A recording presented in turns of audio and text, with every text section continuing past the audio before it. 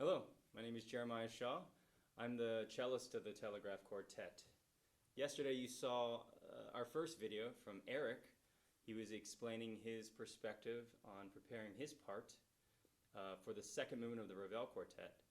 For me, I'm also thinking about how I can be inspired in certain ways.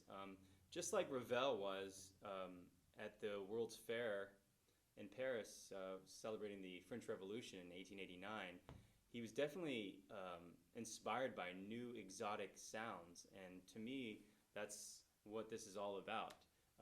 The use of a specific kind of texture, like all strings being pizzicato. One thing. Another thing, the use of cross rhythms. I think that's a really fun aspect that gives it that spice. And then, as Eric mentioned, he gives a very simple structure to the movement. So as I prepare this, I'm thinking actually, I've got two A sections and then the center, the B section, which is more of the melodic, maybe trio type of placement, kind of giving that, traditional minuet trio type of structure to it, but with a twist, a much more exotic way. For me, since it is so active pizzicato-wise, I have the possibility to actually put my bow down.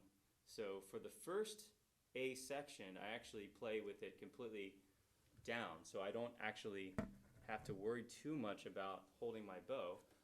When it returns the next time, I'm going to have to be switching really quickly back and forth between arco and pizz. So for that second section, after the second section, when it comes back with the A, I have to do that with my bow in my hand. Because the very end, I very quickly have to switch to a tremolo right after a pizzicato. So, as Eric mentioned, he even writes in the time signatures 6/8 and then next to it 3/4 in parentheses. And it's basically because those are the two elements. It's either the one to ba to bo to ba to, or it's a ba ti ba ba bo ti ba ba bo ti. And so I'm basically, he will give you accents if he wants your particular part.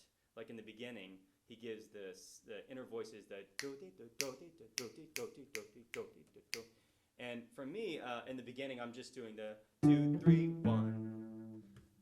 And then later when he gives me straight eighth notes, he doesn't actually give me any accents because it's more about he's creating a larger kind of directional thing from my bar 8. I'm basically trying to go towards a cadence, so I'm just thinking more linear. Even though it repeats itself, I'm kind of thinking a little bit more linear, or maybe a slight terracing of the...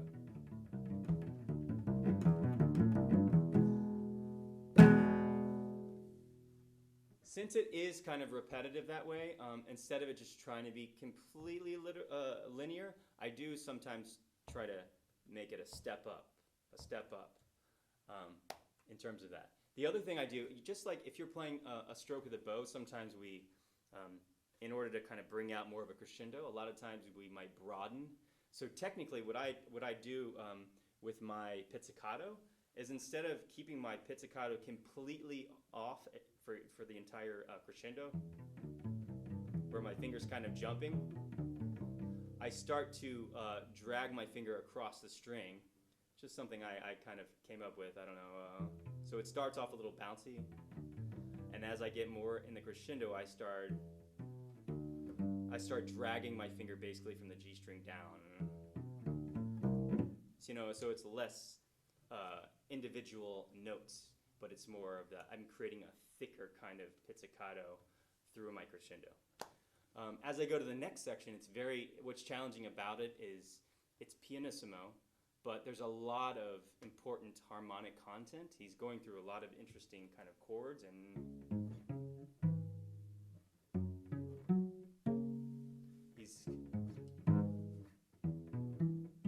it's not just repetitive.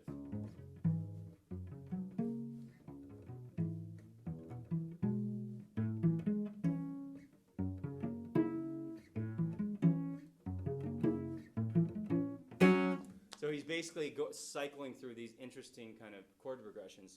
So for me, the challenge is being really clear but not getting too much in the way. And in that section, it's more of the back and forth, like a 2, ba, ba, yo, ba, ba, be. And again, he's indicating for me with both rhythm and accent. He gives me the 3/8 notes and then a quarter note with a rest. So for me, that's a very strong kind of 2 feeling. You know, he's showing me with the accent. Do ba ba be, do ba ba be, do ba ba ba. Okay, so then, you know, just since we're on that kind of A section thing, later I will, as I said, I'm going to have to be able to do all that same stuff with my bow. You know, I'm going to have to be able to hold my bow as well.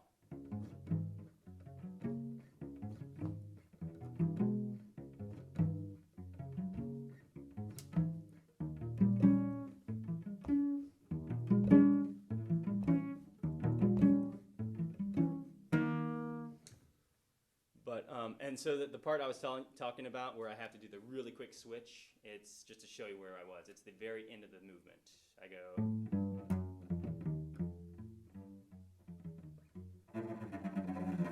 See how quickly I have to kind of switch from. There's like no rest, it goes right in. So anyway, that's one of the reasons I got to do my bow hand. And technically, for all the cellists out there, what I think about for that particular one, because it's such a quick switch, is what I call a bow grip pizz. So instead of holding my bow, gripping it like that, and pitzing, I actually hold my bow as if it's a bow grip, and then I just pizzicato with my bow grip already ready to go, so I can switch very fast. See, I'm already there. Versus if I did, it just takes more time. So just in terms of technical things, that's what I think about. Now if we were to jump to the slow, more lyrical section, of course, as a cellist, I always am excited anytime I get to do any kind of solo. Again, he's going for something very exotic and expressive.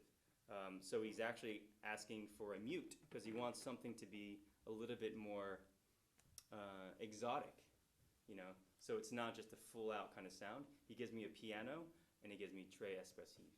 So the interesting thing about this solo is when I've got my duples, the other guys and the inner voices have triplets to kind of offset the interesting rhythm for that.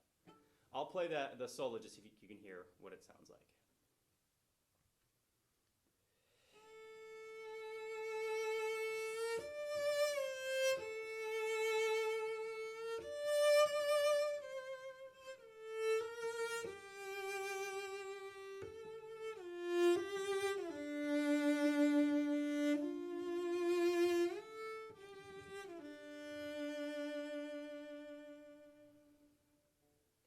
It's short-lived, but it's beautiful. And then immediately after, we get to hear Paling do the same solo in the viola. Anyway, I'm super excited to get back with the guys and play this wonderful work, and looking forward to performing it this Sunday in its full version in all its glory. See you soon. Oh, and don't forget to subscribe to our YouTube channel so you can get all these really cool videos from our perspective, as we say. So we're looking forward to seeing you guys on YouTube and online.